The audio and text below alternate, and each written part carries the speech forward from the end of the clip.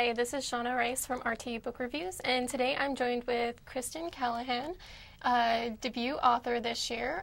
Your first book, Firelight, came out in February of 2012, and to rave reviews, and you also won the RT Seal of Excellence.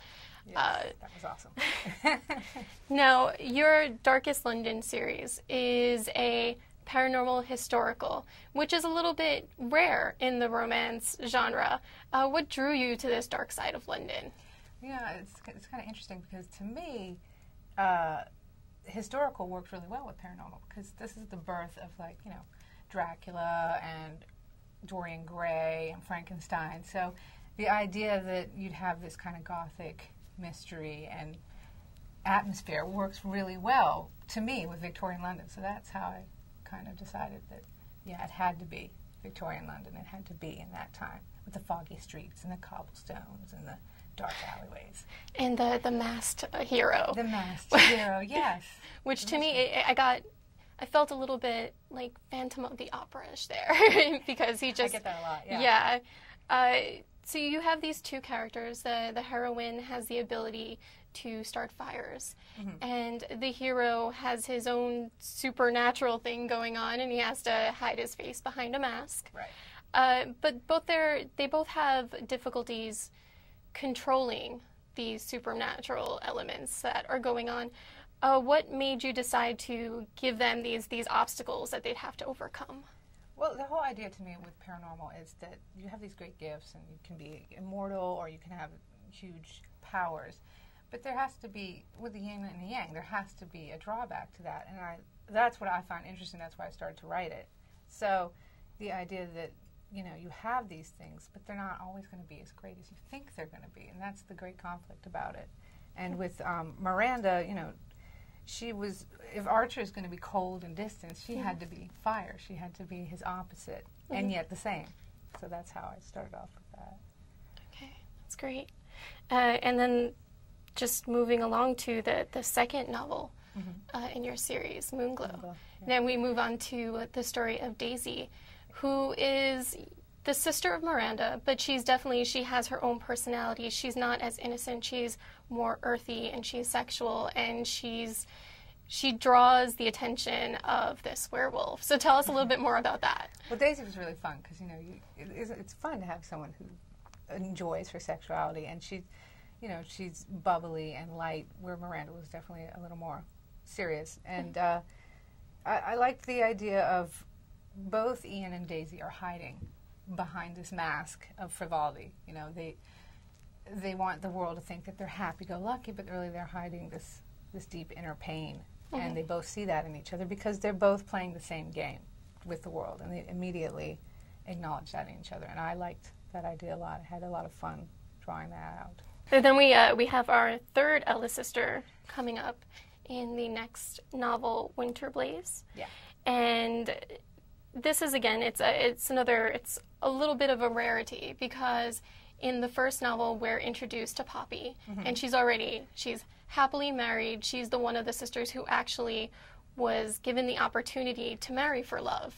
And so we see her and Winston, and they're already together. Yeah. But in the third novel, they come to there's an obstacle that keeps them apart. So it's a reunion story of a couple that we've already seen happy together. And it's always hard to do reconciliation, that's for sure. But it's definitely interesting. So yeah, it was interesting. And, well, and there is a progression because, you know, with Poppy, she knows what she's doing. You know, Miranda didn't really want to acknowledge herself, and Daisy doesn't know what the heck's going on with her powers. And then you get Poppy, who's settled. She's the oldest. She knows everything about what she's doing and her powers. And the idea that she's been lying to Winston, and you'll find this out if you read Moonglow, because it comes on the end of Moonglow, right? She's been lying to Winston, and Winston, his main thing is everybody lies to him because he's a detective. So to have his wife lie to him is just the ultimate betrayal for him. So it's a betrayal of trust. Yeah, so, you know, I mean, what? My wife? She was my one true guiding post, and here she is lying to me.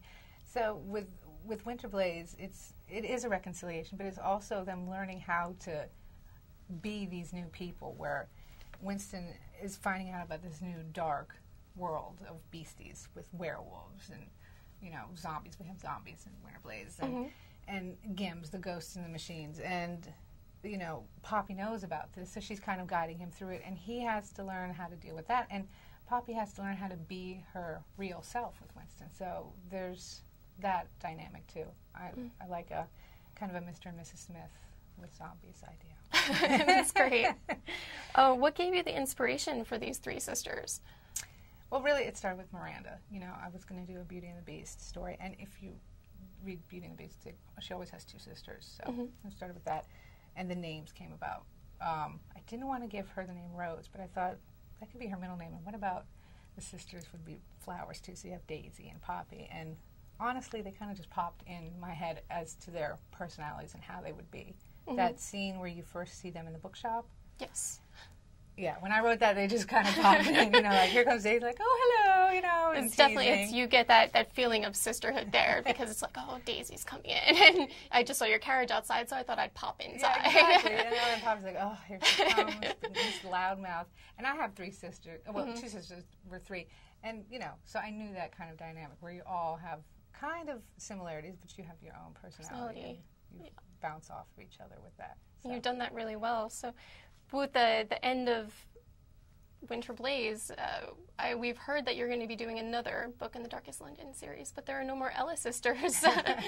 Right. This one actually will follow Jack Talent. Remember, he is the valet in Moonglow, and he is going to be a regulator in this Society for the Suppression of Supernaturals, the SOS. So he's kind of branching out. And Mary Chase, who is also in Moonglow, is the heroine. And they have not liked each other, and they do not like each other in Winterblaze. So this is more of a, what do you call it, hate to love?